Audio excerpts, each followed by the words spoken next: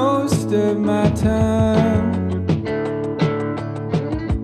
viewing what I want from the outside. I comb it over like it's the scene of a crime.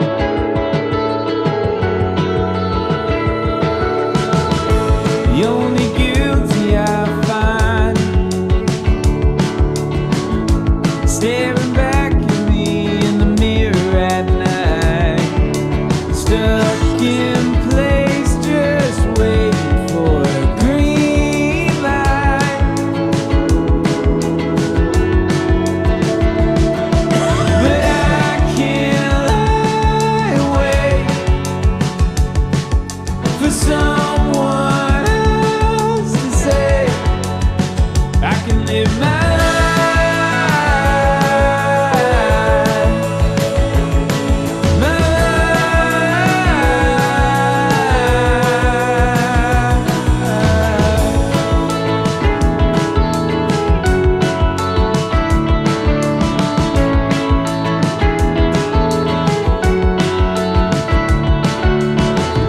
The only comfort I've found is blending in with another crowd. When things go wrong, we'll pass the blame around.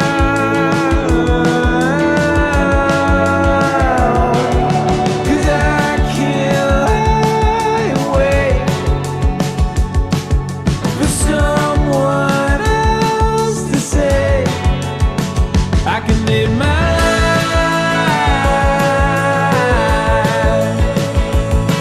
My life. But I keep asking for permission.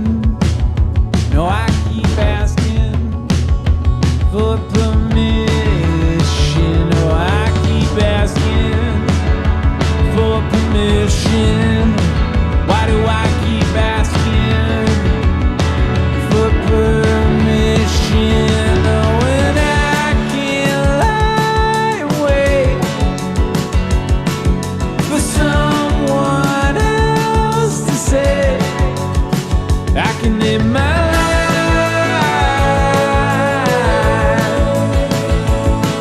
My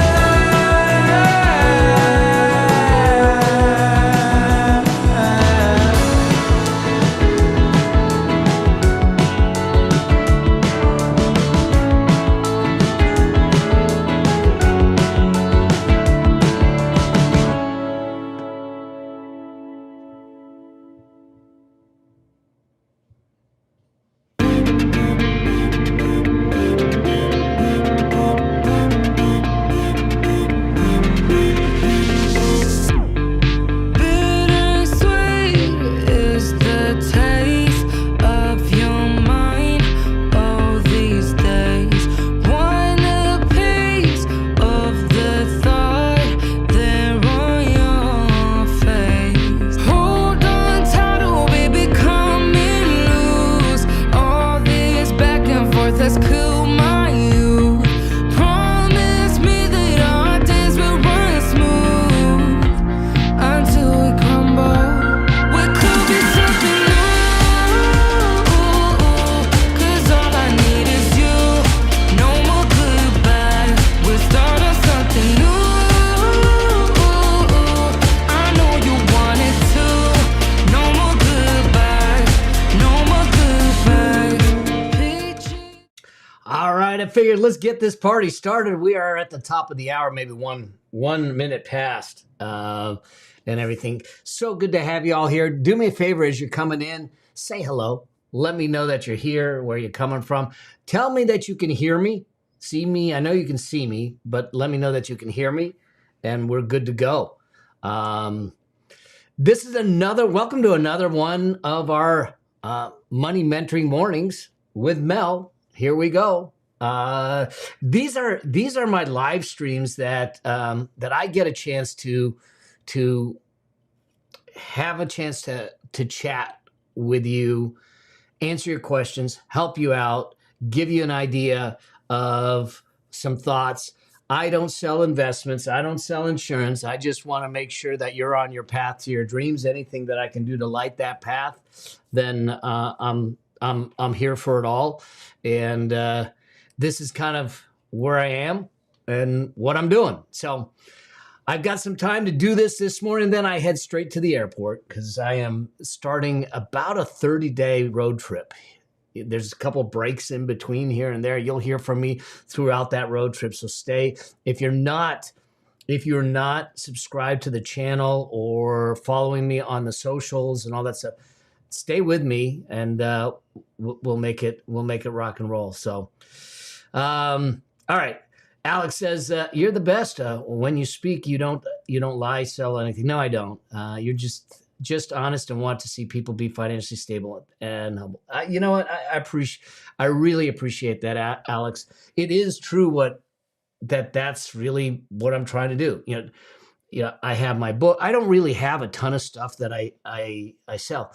And that's not what this show is for. That's not what these live streams are for. These live streams are to serve. My show, building your money machine, is to serve, and that's what we'll be doing. So how these shows go is I usually will talk about something at the very beginning, and then I'll open up for questions. I have some questions that have come in through DMs and other things that I can answer. And if you have questions, what you can do is type them in and let me know that you have what the question is, and we'll try to make sure that we get it all answered and keep you moving forward. And so this morning, I thought I would have a conversation around around this big, beautiful bill that has gotten a lot of press of late. And it just passed, it just got signed into law. There's still some things that need to get dialed in, that they'll have to figure out logistically how they implement it, how they execute on it, and everything. But I wanted to go through what is it, okay? Because if you listen to, depending what stations you're listening to, you get all of this kind of back and forth, and they're taking this away, they're taking that away. So first things first, there is no politics involved here. They passed a law. What's the law? Okay? What's the law? What is it? How does it impact our pocketbook? How does it impact the things that we do? Does it change anything? And what does it mean for us? Forgetting what side of the aisle you're on, it doesn't matter. It's law now, so now we need to deal with it. It's the pool we're swimming in, like it or not. And so when we talk about finances and money, one of the things to think about is that we control the controllables and we plan and prepare for the uncontrollables. That's it. Okay, I can't control what they passed. I can't control the market. I can't control the economy, but I can control the things I do. But we need to understand the rules. So let's just talk about what happened. The biggest thing that happened with this big, beautiful bill is if you think about it, back in 2017, when in Trump's first tenure, he passed the Tax Cuts and Jobs Act. And there was a bunch of cuts in there, tax cuts that reduced tax rates and increased standard deductions and all those things. All of those, the majority of them, were due to expire at the end of this year. So they needed to get something in place to either change it, extend it, or let it expire. They had to figure out, are they going to let it sunset or not? The majority of this bill is to extend it, to make those cuts permanent in their eyes, okay?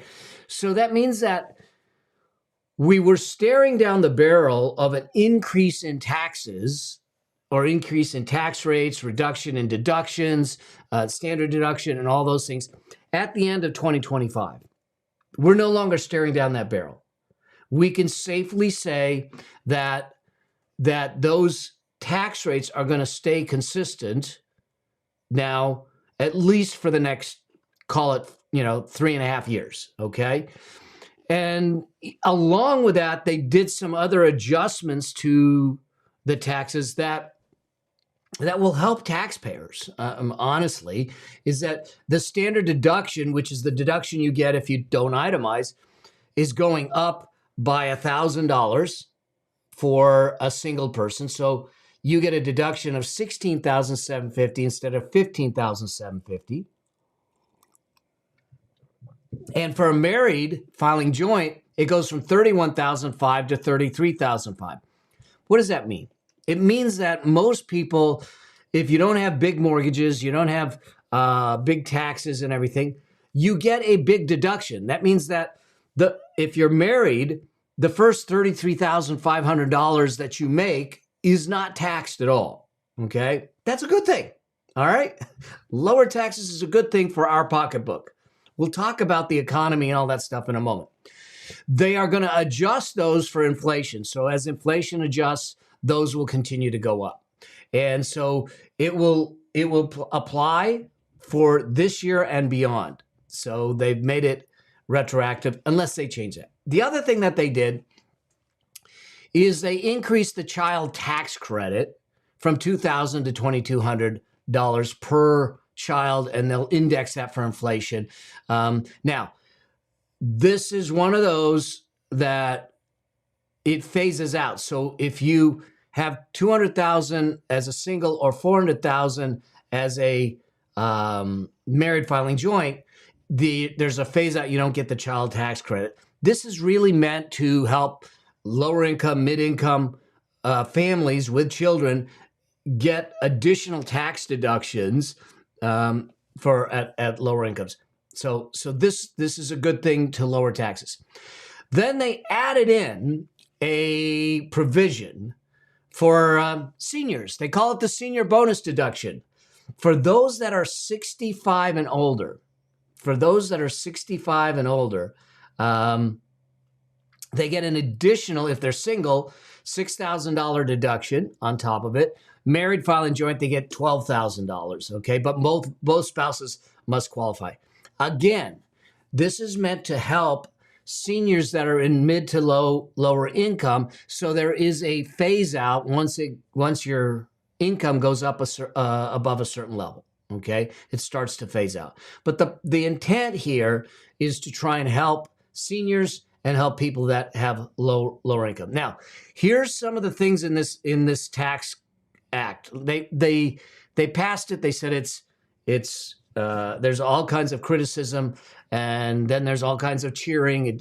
It depends on where you're at on it. A lot of the provisions they put in it are actually only going to stay in place until 2028. So we have it for 3 years, 4 years, and they will sunset unless they get extended. So a lot of the tax and a lot of the administrations will do this because they can't keep it permanent because of the cost of it. We'll talk about the cost in a moment. But know that some of these, we're going to get some benefits for the next couple of years. Take advantage of the benefits. There is nothing illegal about using the tax code for what it was meant to do and making sure that it's happening, okay? They also added in a new deduction that allow workers to deduct up to $25,000 in tip income, okay? And up to $12,500 in overtime pay. Now, I don't know how exactly that's going to logistically work, but bottom line is service workers that are getting tip income have the ability to exclude that tip income or take a deduction against it so they don't pay tax on it. Again, trying to help mid-level income, lower income service workers in there. Again, this one expires in 2028. But it's in place now. Let's make sure we take care of it, take advantage of it. Again, there's a phase out here. And that phase out for married is $150,000 or $75,000 for singles. So it's meant to help people in incomes that are lower than that. It's not meant to help help someone like me if I go wait on tables. Lord knows you don't want me waiting on tables. I won't get any tips, so I won't get a deduction.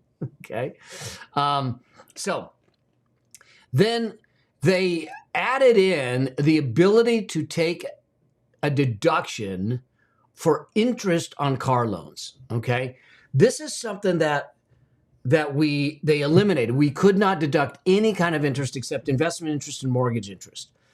But in an effort to encourage people to buy American-made cars, you can take the interest on a U.S. manufactured vehicle up to $10,000 a year. Okay, so it's only for loans on new cars purchased after the bill was enacted, which was effectively July 4th. Okay,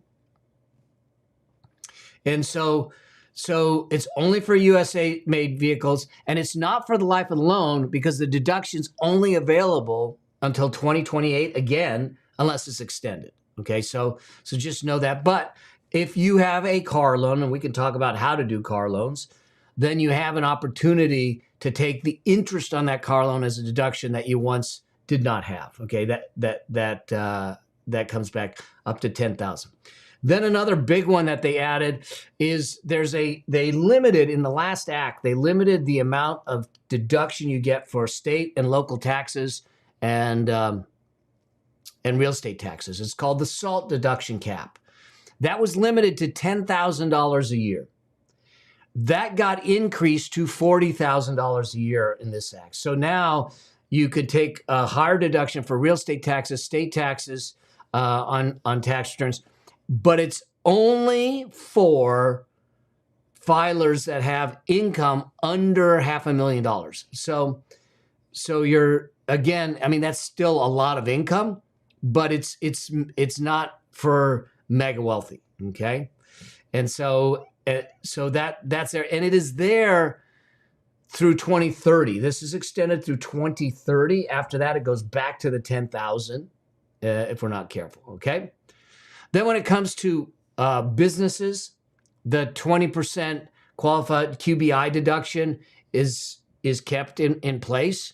And so you have that QBI deduction available. And you, if you have at least $1,000 in QBI, you get at least $400 as a deduction, even if the 20% would be less. That's something new that they added in here.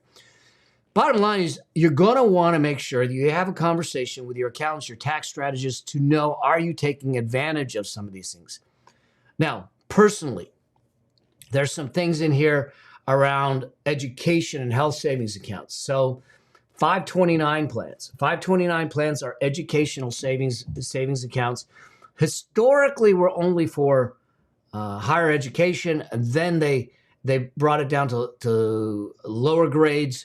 Now they're going to cover K through 12 tutoring, online classes, homeschool supplies, and everything. So it was used to be mostly college and secondary education. They've broadened the application of 529 plans, which now gives you a good vehicle, a potentially good vehicle, depending on age, stage, and circumstance,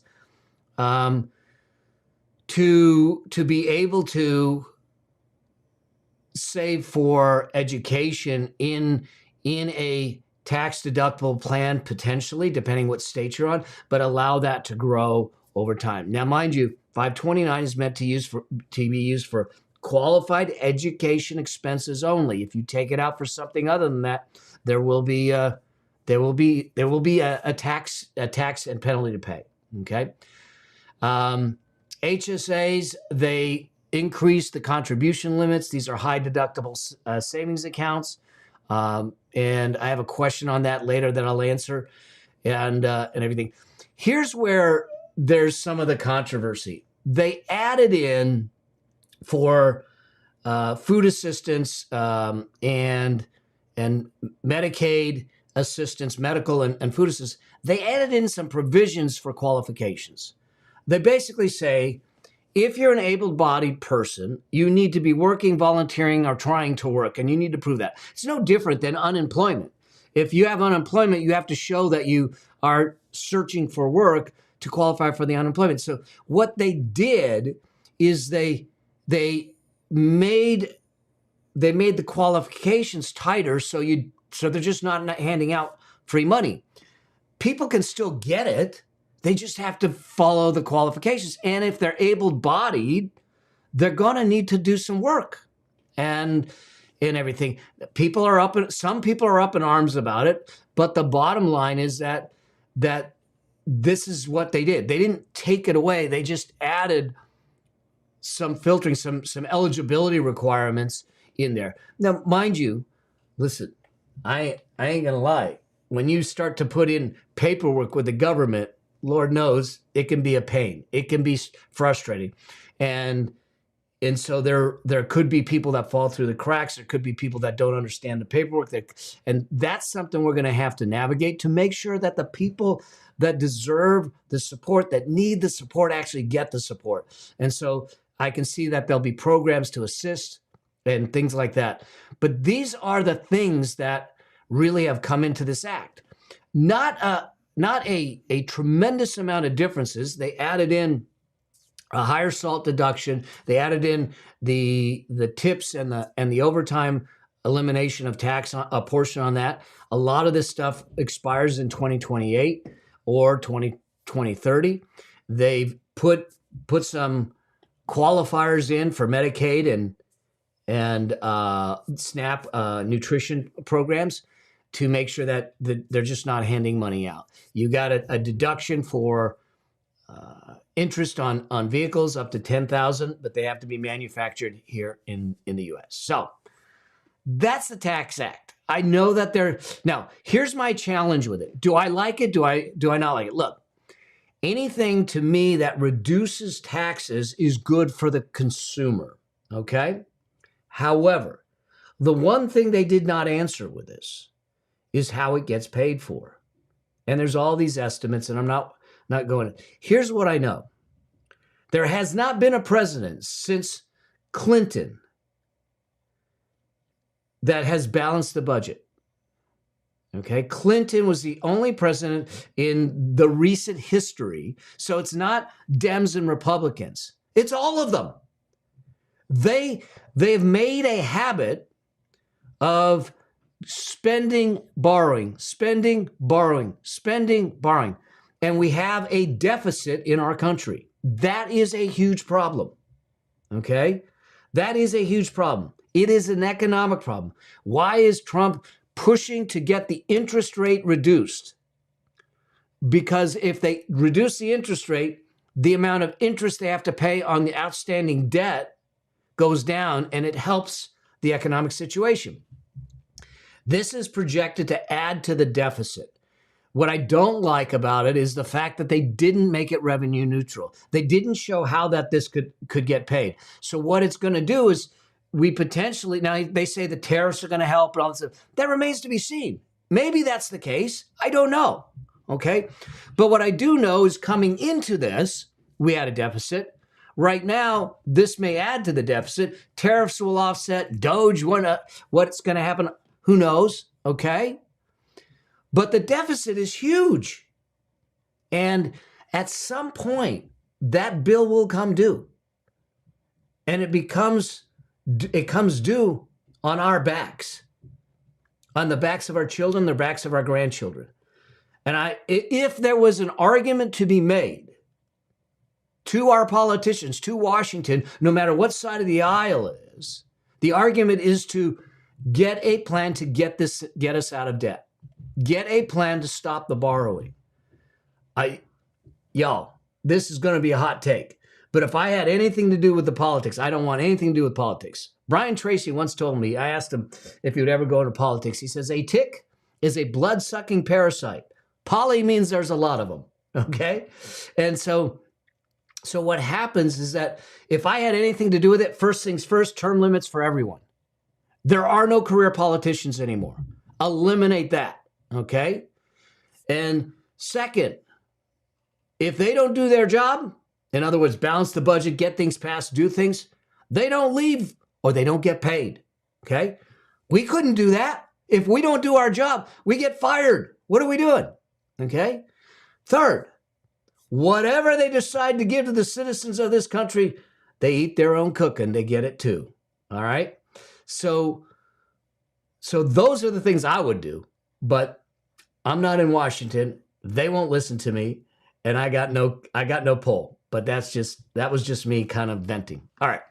So that's it for the plan. Let's just talk about some questions coming in, some questions that have come in, and we'll make sure that we get some of these answered for you. So, but I wanted to lay it out for you. Hopefully it helps. Hopefully it gives you some thoughts. The key for you is this.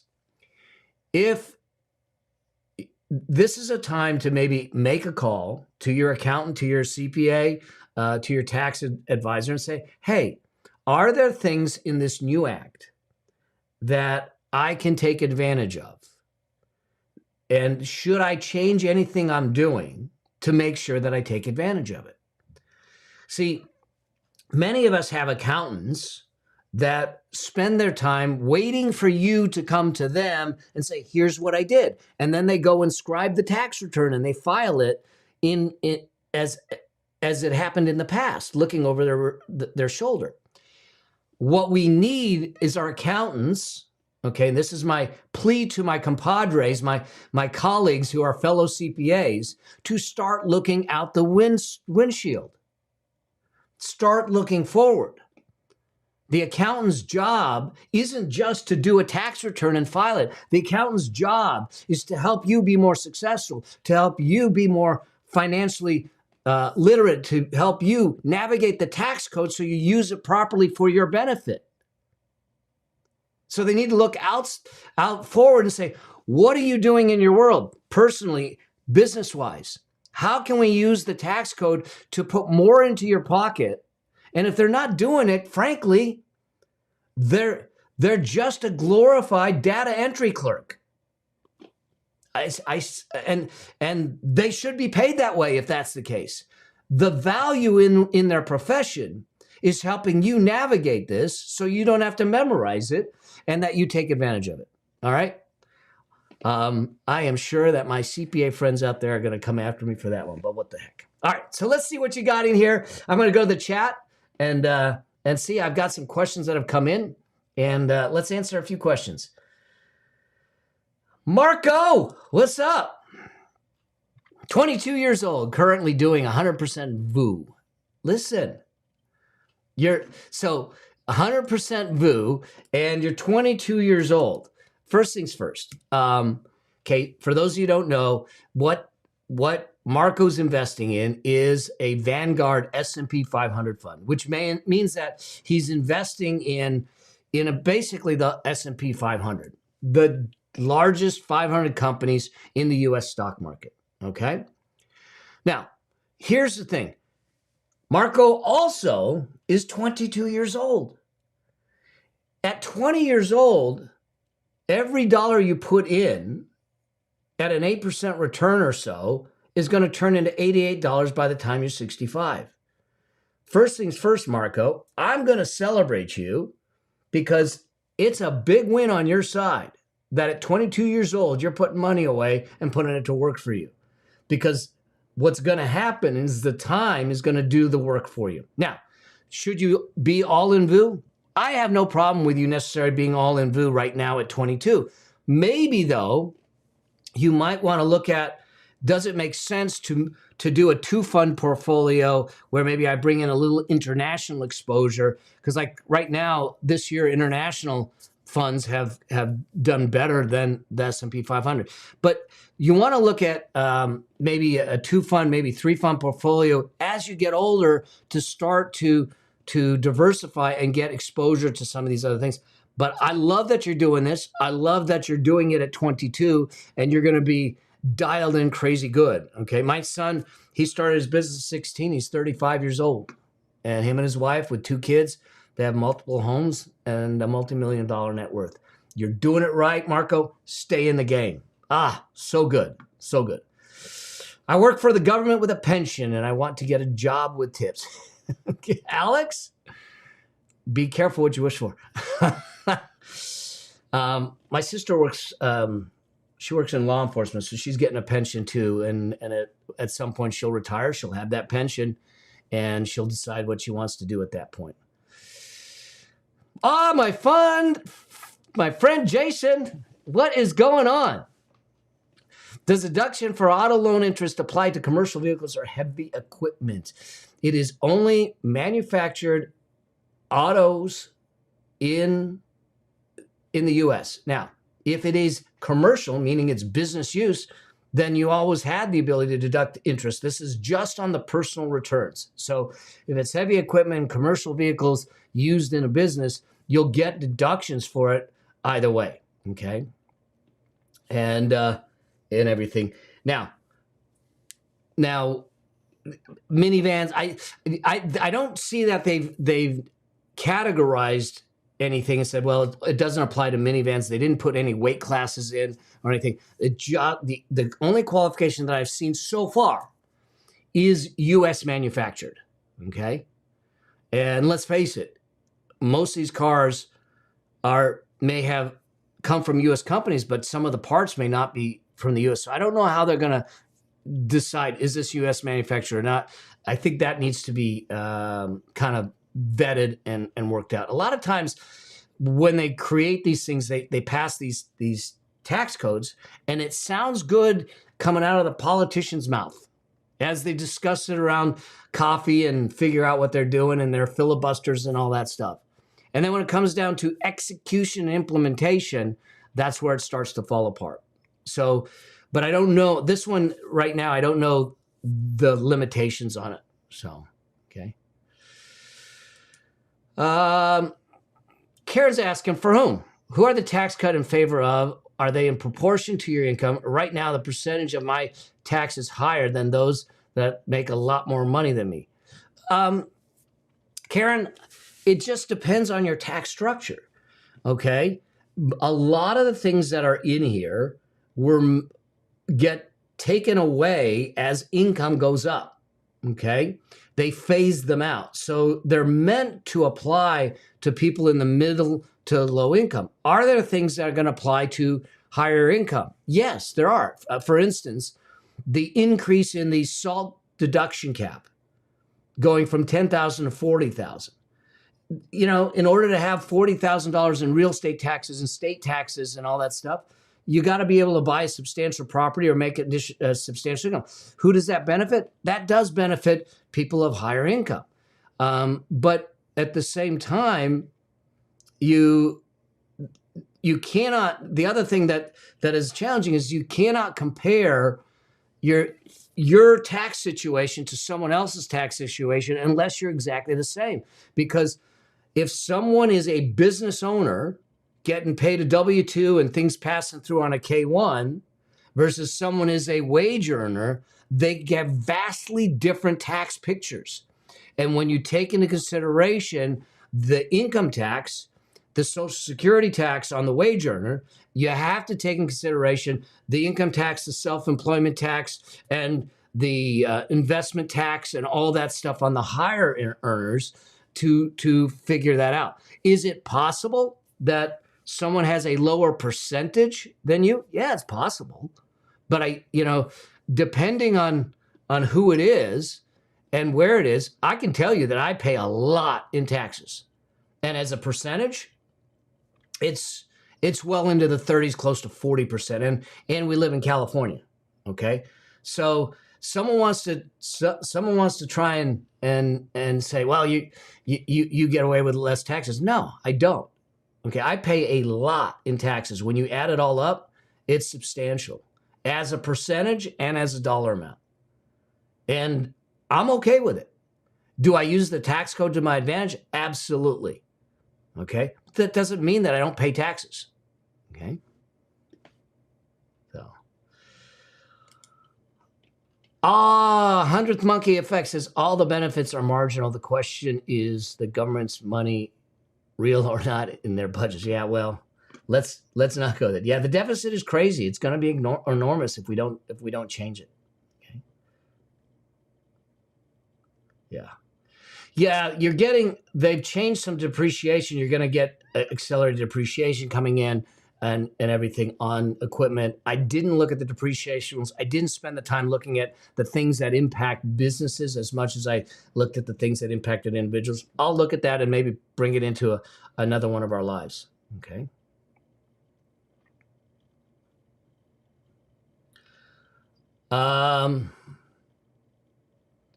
Tell me more, Alex. I'm not sure what you want me to focus on here. Okay.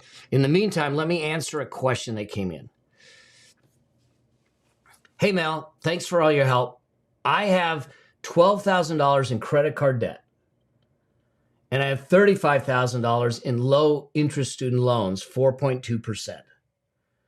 But I also want to be saving for a house and making sure that I have money put away for retirement and my future. I am 47 years old. I don't have that much saved at this point. I may want to switch careers or maybe even start a business. I'm not sure, but I hate having debt. What do I need to do? And what should I start with? All right. So who's this from? This is from Susan. Okay. Susan. All right. Here's the deal. I need you to prioritize the credit card debt first. That is priority number one. Okay. Your student loan debt is 4.2%, but the credit card debt is probably, if I'm guessing, it's in the 20s to close to 30%. Okay. So I want you to get on a debt payment plan. If you do not know, or you do not have a way to get on a debt payment plan, you're not sure how, I want you to go and get my debt breakthrough calculator. It's free. It's a free training. You can grab it here at melabraham.com/no debt. Grab it, get your credit cards put in there, get yourself on a debt payment plan, stay on that debt payment plan. Okay. What the other thing that I do is I want people to follow the wealth priority ladder, which I wrote about in my book, Building Your Money Machine. And I teach it in my courses, because there is a hierarchy and a way to stabilize your foundation and optimize your wealth creation. Okay. If you do not have an emergency fund or a peace of mind fund, as I call it, okay, it's also time for you to start building that. Before you start to do a whole lot of investing, I want to make sure that you're on the path to getting rid of that credit card debt, and you're on the path to getting an emergency fund in place. So if something rattles the cage, you don't fall into the ditch. Okay. Great question though. Okay. All right. Let's see. I think some other things came in. Yeah. California definitely has high taxes, and cost of living. You're right. You're right, Suzette.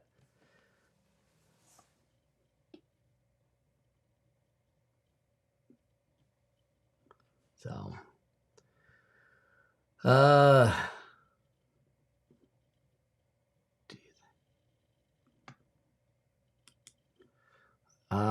Paval, he says, Bell, politicians talk, build freedom. Do you think people are more afraid of running out of time or never using it well? There are studies out there that actually show that there is one of the top 5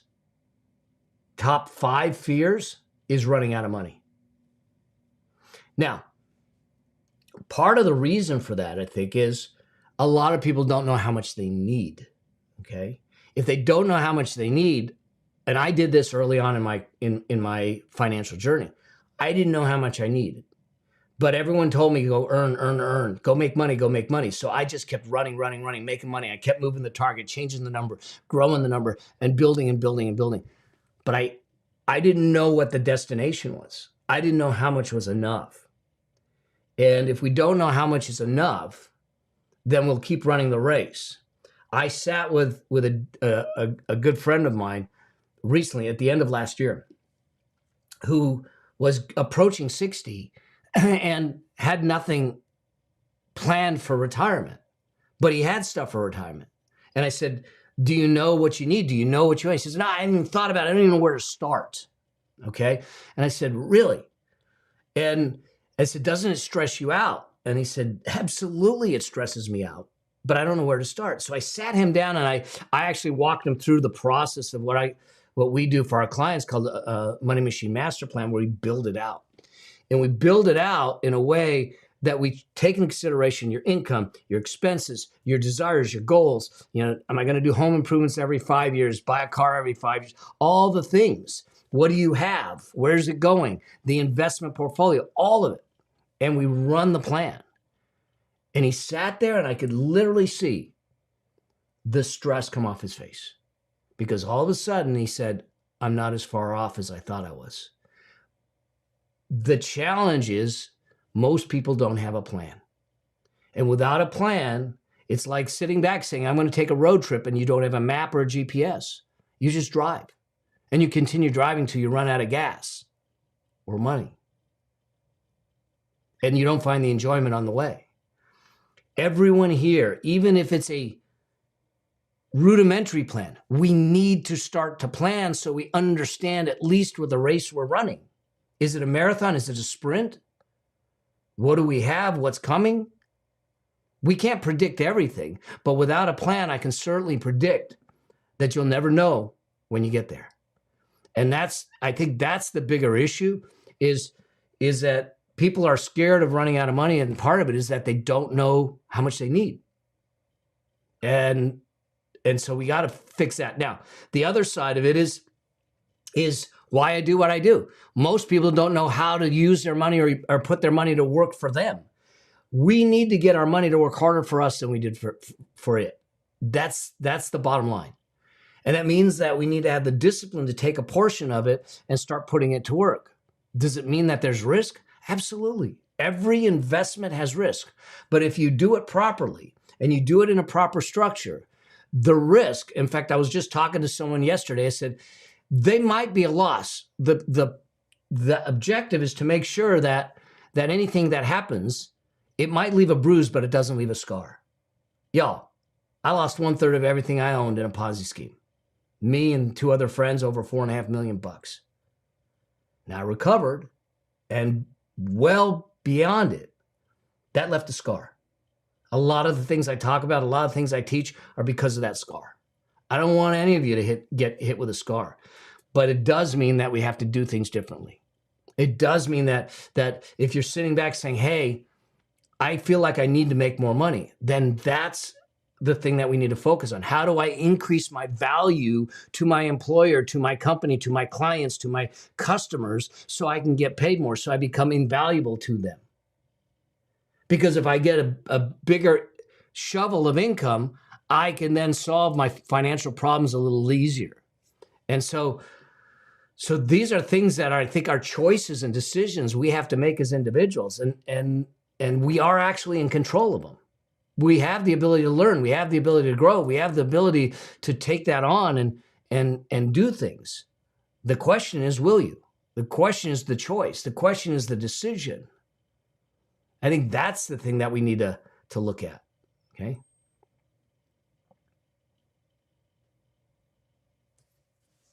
You know, I get it, Karen.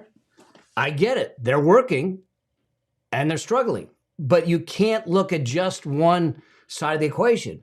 What's their spending patterns? What's their income? What are the things that they're doing? When you look at the average car payment right now is over $700.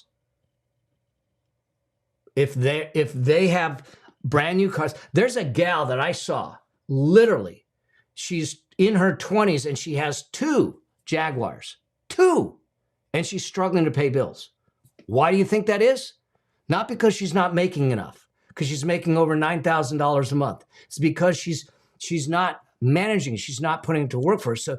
So we can't just look at it from one side of the equation. We have to look at their whole picture to understand it, because that's where we can then start to make the moves to solve it. But I'm with you. I have watched people that work really, really hard, and they're doing the right things, but they're still struggling to get ahead.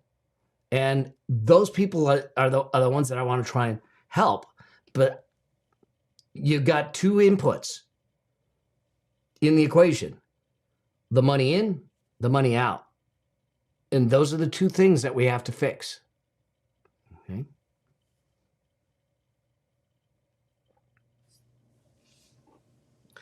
Yeah, this is something that's going to come back. Jason's saying that as of last month, 12% of credit cards are 90 days plus delinquent. And these are things that we need to think about. Oh, Suzette wants to know what my shirt says. Okay, successfully unemployed. That's what my shirt says. All right, I'll let that go down. Here it is. Successfully unemployed. My wife is like, really, you're wearing that? Yes, I'm going to the airport. Why not wear that to the airport? So I got another question that came in here. What are the best tax advantaged accounts to use in 2025? Now, this question came in. So here's the thing. Not all accounts are created equal. Okay. Not all accounts are created equal. And the question is the tax advantage account. So let's just talk about the different accounts you have. And that is, you have just your regular bank accounts and investment brokerage accounts. Okay. Those are not tax advantaged. However, your investments, as long as they're held over greater than a 1 year period, you get advantaged tax rates called long-term capital gains. But then you have accounts that are tax deferred. That's your typical IRA, your typical 401k, your defined benefit or cash balance plan. And what ends up happening is that you put money in, you take a deduction for it today, and it grows tax deferred, and then down the road, you take it out, and you have to pay tax on it then, okay? That's your traditional kind of retirement. Then you have your Roth type of accounts. These are tax-free. That means you put money in today, it grows tax-free, you don't get a tax deduction today, and you don't pay taxes in the future. Love these accounts. All right, so which ones are the best? It depends on your tax situation, your current situation, okay? Because we want to look at your current tax versus the tax later, okay? I believe tax rates are going to go up. I just do, because I look at the deficit, I look at things, and I said the only way to patch this boat is tax rates will have to go up somewhere, somehow. Because I don't see any other way. Your biggest cost to the government is defense, Medicare, Social Security, all of that. They can't cut those. I mean, they can. It'd be a disaster. And then the interest on the debt. So what do? The only way to do it is going to be to raise taxes at some point down in the future. I love the idea of Roth accounts. The problem with the Roth is if you make too much income, you can't put money in it directly, okay? But imagine putting money away, like Marco, for instance. Marco is investing in VOO, VOO, which is the S&P 500. If Marco was putting VOO into a Roth IRA, and he's investing $7,000 a year into a Roth IRA, and that grew, he gets no tax deduction for it today, but it grows, and he ends up with $1 million in that account because of the growth. When he takes it out down the road, he never pays a dime in tax on it. Okay? Never pays a dime in tax on it. Okay? So I love the Roth. I love the HSA accounts, which is a high health savings account. The reason I like the health savings account, if you qualify, and there's a couple things. One, you have to have a high deductible health plan. Okay? And it has to be an HSA qualified plan. So what this means is that I can put money away into an account for health reasons. And I can put, thousands of dollars away. Now, I don't I don't have to take the money out. But if I take the money out to pay for qualified medical expenses, which they expanded the definition of that, then I pay no tax on it. So imagine you put money away into an HSA, you get a tax deduction for it. You invest the money in the HSA, just like you invest in IRA or any other account, and it grows. And when you want to pay yourself and reimburse the medical expenses, you take it out tax-free. Okay? Here's the magic with the HSA. My clients, I tell them, if they can cash flow it, you put the money in the HSA. We invest the money in the HSA. You keep all your receipts for all your medical bills and supplies and all that stuff in a digital folder, in a virtual folder, on a Google Drive or a Dropbox or whatever. And you pay for all your expenses from your ongoing cash flow, and you don't ever use the HSA, at least not for a while. And now we invest it. So you're putting $3,000 a year, $4,000 a year away, and it's invested, it's growing, and now you have, say, $100,000 in an HSA account. And you have all these receipts that you haven't paid yourself for. Okay? Now, what happens is that you need some money, and it could be for a remodel of the kitchen. But you have, let's say you need $10,000 to remodel the kitchen, and you have $10,000 worth of medical bills that go back a decade. You take those medical bills, you reimburse yourself the $10,000 out of the $100,000, and it's completely tax-free. And you still have all the growth on the HSA account that you can keep using down the road. Okay? Love the account. 401ks, I love these accounts, especially if there's an employer match. I want you to make sure that you get the match. And two, one of the things that a lot of the 401ks are doing is they're allowing you to contribute in a Roth element. So remember I said that the Roth IRA had an income limit? A Roth 401k does not. So you can bypass the income limit and do it from that perspective. Okay? So those are the kinds of the things that I would do with these tax accounts to make it happen. But I think that's the way I would look at it. Alex is asking, what about 457 after dollars? I don't know what you mean after dollars. 457 is a different kind of plan. It's a cool plan because it doesn't offset against the 401 and the 415 limits. And you don't have to wait till 59 and a half, but it's like a 401k. All right, this question comes in. How do I figure out if I'm on track to retire by 60? Now, I don't see it, this person's age. I don't even see a name. But all right, this goes back.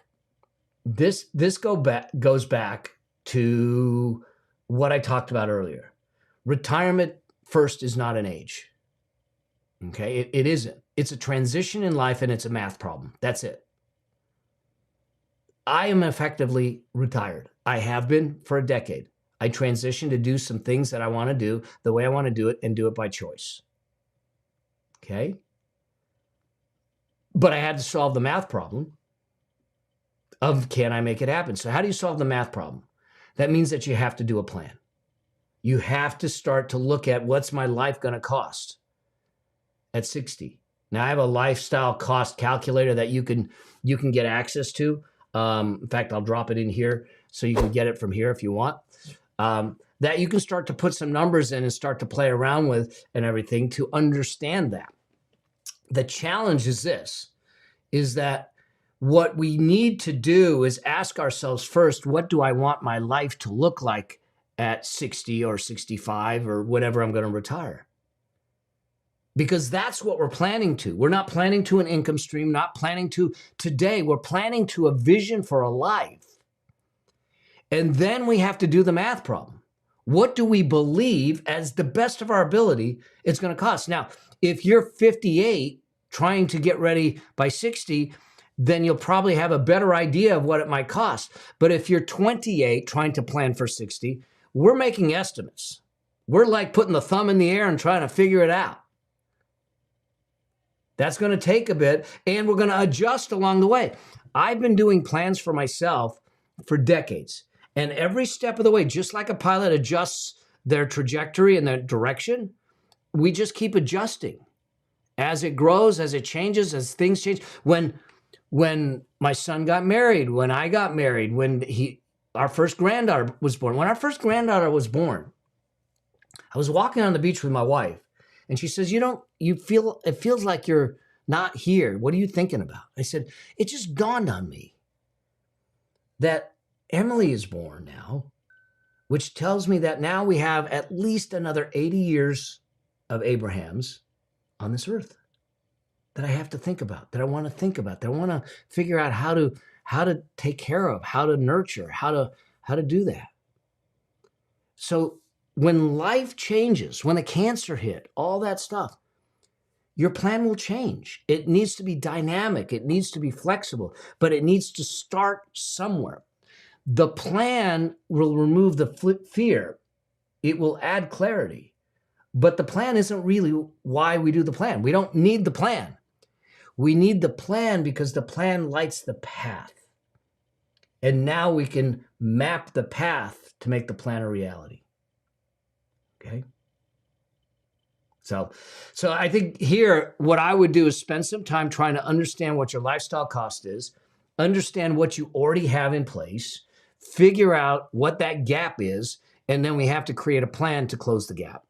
And then constantly stress test the plan and adjust it on an annual basis to make sure you're on track. That's the game you're playing. As a plane is coming into land, it's constantly adjusting its path so it lands properly in the center of that runway.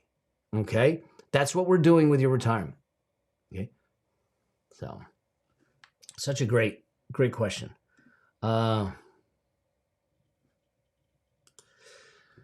Said, how do we take money in an HSA and invest it? How do you prove it's from versus the bank account? So here's the deal. What happens is, this is a great question, Suzette.